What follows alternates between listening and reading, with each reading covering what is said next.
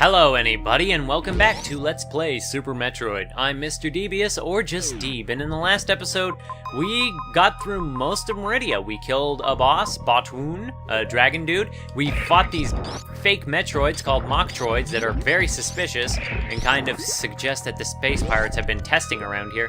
And we've cleared out most of Maridia, and we're right on top of the boss. And that means we are probably gonna go kill it in this episode.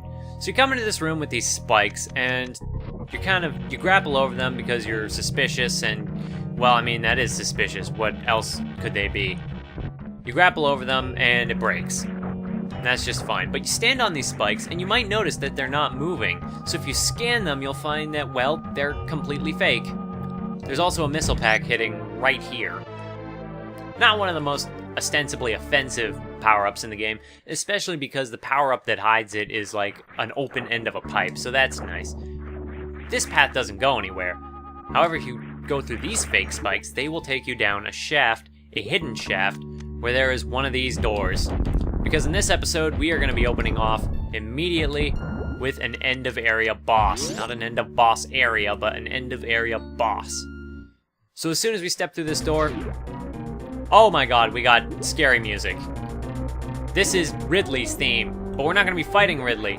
And there are these weird babies that we saw in the sand rooms, and they're just kind of going through the walls. And also there are turrets that are shooting at us, so I'm just going to blow those up preemptively. And get off of me. And going to get these turrets out of the way. And where did the babies go? Where are they going? And why are they running from us? Oh god! This is Draygon, the third end-of-area boss in the game. She flies down from the sky, tries to slam into you, and then she spits out this gunk at you and tries to hit you. If she does hit you with the goop, she'll come up and grab you, and then you're kind of left to flail and kind of struggle to get out. It's not too hard if you can mash quick enough, but she'll do a lot of damage if she does grab you and does significant damage. She'll come in swooping from the sides, and she'll come from left to right, and you can shoot through the goop, but it's really hard to get in a damaging hit on her while she's doing that. It's not too bad though, and this is actually where missiles are really handy. The missile recharge station was kind of a hint. Also, I didn't mention this, missile recharge stations don't recharge your super missiles, and that's kind of stupid. And she grabbed me again. You're just gonna get out of there. She's got really gross eyes. Her name is Draygon, I don't think I mentioned that. She is just kind of huge and nasty and gross. The best way to dodge her sweeping attack is to just duck. And as for this, well, you can actually get away from her if she misses you. Like, she'll come after you if you have the goo on you, or, well, she usually does. Usually she doesn't, she's not that nice. Of course, like every other boss, her stomach turns red. Her weak spot is her stomach, by the way, because otherwise her body is armored, and it's kind of an obvious weak point. No, let go of me. There is a certain Easter egg to this fight, which a bunch of you know about, and which I'm not going to show off until towards the end of the fight. Because she's so fast, she is very inconvenient to hit with super missiles. Also because she covers herself with this goop. You'll kind of notice that so far, aside from Kraid, the end bosses have been taking defensive measures against super missiles. Phantoon, he used a very aggressive attack pattern on you if you tried to use super missiles. And now Draygon is just plain hard to hit with super missiles. And there we go. I mean, we didn't actually hit her with one, so we need to struggle to get away. I think each smack of the tail does a lot of damage. You can get off super missile strikes on her, but I think that's enough missile strikes on her body, because now it's time to kind of show off a secret. If she grabs you, and she's doing this, don't break out of her hold. She'll start flying back and forth. Have the grapple beam equipped, and you just keep shooting for those electric spots in the wall, and got her! You can do this from the start of the fight, and it damages you too, but I wanted to show that off to finish her off. That does massive damage to her, and it pretty much, you can use it right at the start of the fight, but I wanted to show off the fight. And her babies come back because she died, because we murdered her, and they ate her carcass or something. Aw, that's sad. So that's another end-of-area boss ended. Well, we're stuck in this room now, because we jumped down here without any idea of thought of how to get back up. But that's okay, because you come in here and we get the space jump. What is the space jump? Is it just an even higher high jump? Not quite. Samus gains super... Wait. You have to jump at an angle. You know the little spins you get when you jump? You have to jump at an angle to get those. But now if we do that, Samus gets super barf-pang powers. Bleh! That looks extremely nauseating and it's kind of hilarious, really. But the main gimmick of the space jump is you can jump infinitely in the air. The downside is this is actually extremely hard to get the timing on, and not super extremely hard, but it is more difficult than it needs to be to get the timing on. So yeah, behold the space jump. This has given you mastery of the level. Or mastery of the world, of your terrain. What I mean to say is most Metroidvania games toward the end, you can tell the further you're getting in a Metroidvania by the amount of mastery you have over your environment, and usually one of the next to last power-ups is something like flying, or being able to jump indefinitely, because at that point, the map can't hold you back in a lot of places where it would otherwise have used pits or like giant cliffs to impede your paths. Now we can just kind of jump like that infinitely and get to most squares on the map if it's just a matter of height. And that's really cool. It's just a shame that the space jump is kind of hard to control, and that's really hard to communicate through a video format, but there is a very specific timing on it where you kind of have to press the button while you're in mid-fall, and if you press it too soon or too late, then you're probably just going to fall to the bottom of whatever you're jumping in. So really, it's just it's easier than wall jumping, but not by a ton. Of course, this path will take us back to this room, this vertical shaft. I don't know why I brought it back to the map, just to show that that room to our left has been sealed off. And, excuse me? Of course I find the wall jump more reliable. Of course I do, and that's just how it's been going. But we jump down this shaft and there are more enemies, and actually I'm gonna go refill on missiles real quick. Get out of here, Metroid! Also, you don't need the ice beam to kill the Metroids, which is kind of another sign that something is up, because in the original Metroid and in the Metroid series, it's not a super hard rule, but most Metroids you can't kill unless you freeze them and shatter them with a concussive blast. That's the rule, and that's one of the funny things about the original Metroid, which I will say as I go through this room, which only opens once you beat Draygon and have the space jump. That is kind of a testing grounds for your space jump, where you're likely to fall in a lot of spiky pits and hurt yourself because the space jump isn't perfect. But yes, in the original Metroid, I'm going to talk about this because I have the opportunity, there were actually 2 ice beams in the game, because unlike this game, which kind of stacks each of your beams on top of each other, once you get the ice beam, you can also get a plasma beam. But the problem with the plasma beam is it overrides the ice beam, even though it's extremely powerful. And when you go to the final area of the game and have to fight Metroids, you can't kill them unless you have the ice beam. So, if you got the plasma beam, you have to get the second ice beam in the game and then go and fight them. I'm not sure, but I think this means that you can also render your game unwinnable, just by the fact that if you have no ice beam, you can't beat the Metroids and you can't win. Interesting thing about this room is this actually, if you fall in the quicksand above here, which was actually near the way we came in, we could fall down here through the sand trap, and this door would also be locked your first time here because it leads to that shortcut. And it's nice that they open up a shortcut, because getting back through Maridia isn't awful, but it's nice to kind of streamline the way of getting out. But anyway, we wanted to come here because there is something more we can get. There's one last extremely important thing that we need to get that is in this chamber. You'll remember from a couple episodes ago I showed off a door that you could wall jump up to, but it was locked. You can't come in here until you beat Draygon, get the space jump. I'm not sure what actually triggers the door unlocking, if it's the space jump in your inventory or if it's Draygon being defeated. In any case, this is very necessary to come up here. Actually, I don't know if it is necessary. You got these weird eggs in here that are just, they never appear in any other room in the game. It's never explained what they are, and they're just really weird and gross. And there are more pirates in here, but we can't fight them as has already been shown, unless they're on the walls, which I guess maybe their guard is down. They're too powerful for us. We have basically maybe even fallen into a trap. We can't fight them. We try to flee, and what is this? It is the plasma beam. I know I sounded really dorky there, but it is awesome because now we have the plasma beam. And you'll see what it does. 2 shots these guys. Plasma beam is the final upgrade to your weapon in this game. It is extremely powerful. It not only goes through enemies, it, well, goes through enemies. Like, you know how the wave beam goes through walls?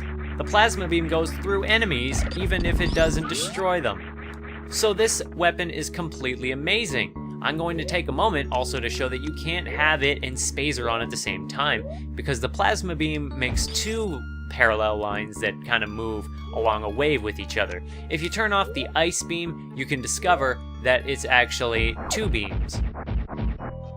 Or 2 green beams, and that's really cool, and I actually really like the look of the plasma beam when it doesn't have the ice aesthetic. But we do want the ice because it doesn't weaken it any, and freezing enemies is convenient. It's still nice that they let you turn it off though and see what the plasma beam looks like on its own.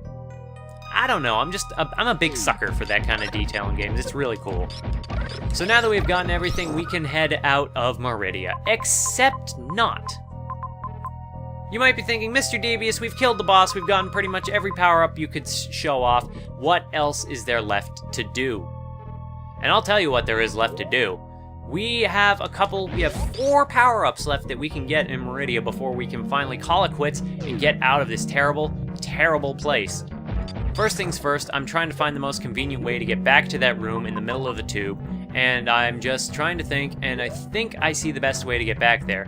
Where we want to go is we want to go up here, and again, space jump, really finicky, and again, there's nothing more annoying than trying to space jump and just jumping straight up and not being able to double jump. We want to come back down through this tube.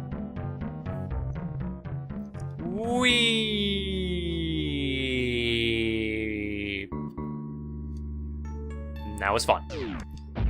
Incidentally, I think after you get the space jump is when you are expected to go back and get the spring ball, which was off to the right. But just by having it, we've made our life a lot easier. Also, the plasma beam destroys Draygon's babies. I'm a monster. Basically, the plasma beam is... if the space jump gives you mastery of the terrain, the plasma beam gives you mastery of combat. And it's great, and it's useful. Now where we want to go is down here.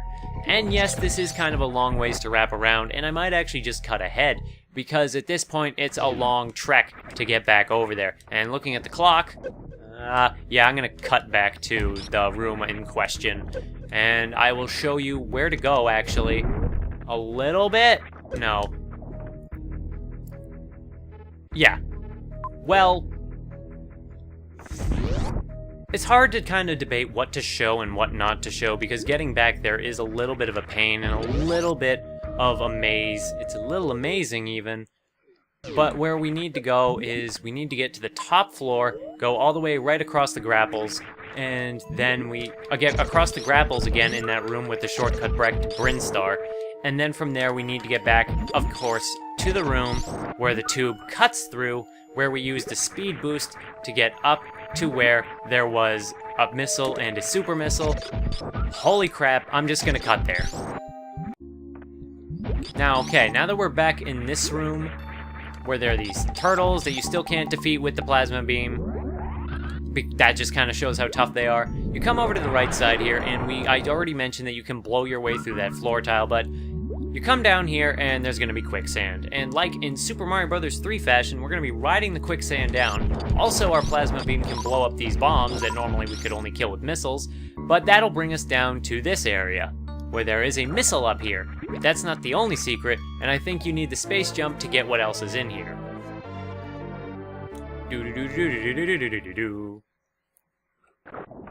So jumping through here, and I do think you need the space jump for this reason. You need to watch out for fallen boulders, and you need to get into a ball and roll in here and get the power bomb.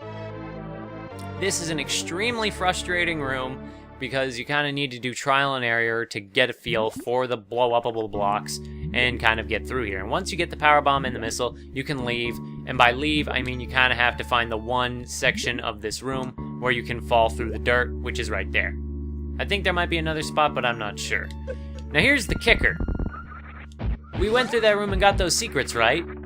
Well, up in the room with the tube where we sank down through the quicksand to get through that room, there's another patch of quicksand that you have to go down through to get even more, the other 2 secret power-ups. So we gotta go all the way back over there. It's great, isn't it? No, it's not. I'll see you there. Really, what I think is probably the worst part of all this, also yes, you do need to speed boost across that pit, but I think the worst part of this is if you uncover the secret before you get the space jump, if you uncover these secrets, to be more specific, because I do think you need the space jump in order to get these power-ups. So in addition to needing to do these pits, or to come back here, to loop all the way up, back around to this room once, and I already showed you most of that once already, in addition to having already do that a minimum of 2 times, you're likely to come here at a point where, quite frankly, you are probably going to... something. You're probably likely to come here at a time when you don't have the space jump, so at most, you're just going to frustrate yourself because, well, you won't be able to get up there without the space jump, I think. Like, maybe you're able to get up here without the space jump. Let's see. Yeah, I think you can get up here without it, but at the same time, in the other room, I'm pretty sure you do need the space jump.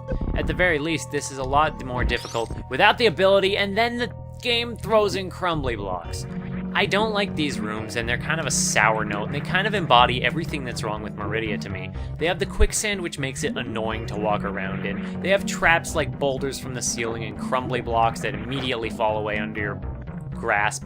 And then they're just kind of tedious, busy work, where there's secrets that also kind of are annoying in the process, and then you need to run all the way around, because these are one-way paths, and there are one-way paths in Maridia, and they're one-way paths that you have to go back through if you want to get everything in the game. Now that actually does get us our last reserve tank on a lighter note, but yeah. With that, we have finished up with Maridia. I think I've basically gotten everything in here. I'll have to check my map, but I think that accounts for everything, and that'll take us back down to here. So all in all, Maridia, it had a lot of potential, and of course, I don't mean to rip too hard on it, but there's a lot of wasted potential, like I said, and it's nowhere near as bad when you're playing through it again, I know, once you know all the tricks, but that's just the thing. For a first-time player, this area is just very frustrating and filled with secrets and things, and it's just not the most fun thing in the world that you can go through. And I guess that's all there really is to say on the matter. The question is, at this point, where are we going to go now? Well, right now, I'm going to actually run back to our ship, because that is where we can incidentally just kind of get a power-up that I can go get right now, just for the heck of it. And I know that's a long ways away, but once I get back to the main area, I'm just going to ride up into the place that I can go. By which I mean I'm going to take the shortcut back... Where am I? Well, I'm technically on Maridia's map, but I digress. Where I'm going to be taking up an elevator, or like the elevator path that I can take up. Once I get through all of this, I probably didn't take the best way, but I'll see you up at my ship. All in all, while Maridia is by far not the worst water level in video games, it's definitely the low point of Super Metroid, and I'm always glad to be finished with it, always relieved, because now we can move on to other things, like coming back to this room and exploring the upper right of the map, where we simply could not get before, but where we can get to now with the space jump. In fact, you're very likely to just kind of fill in the spaces here and figure out where you need to go, but anyway. I come over here because there is, in fact, a power bomb door that we can blow through and find a secret passage. Because it's not on the map, that's why it's secret. And find green seahorse dragons that will impede our path, but kind of all fall in the wave of the plasma beam. Everybody loves the plasma beam. It's the best thing that you get out of Maridia. You might argue that maybe that's the space jump, but the space jump is too finicky for me to actually like it. So avoid the acid, come back out here. So that was Maridia. That is the end of Maridia, the end of Draygon, and can I stick the landing? No. I mean, I did stick the landing, but I tried to land on my ship and I missed again. But I digress. We defeated Maridia, we got the plasma beam, we beat Draygon, the third end of area boss. You might be wondering, where is there left to go? We've cleared out Crateria, Brinstar, Maridia, Norfair? Except, we haven't cleared out Norfair, have we?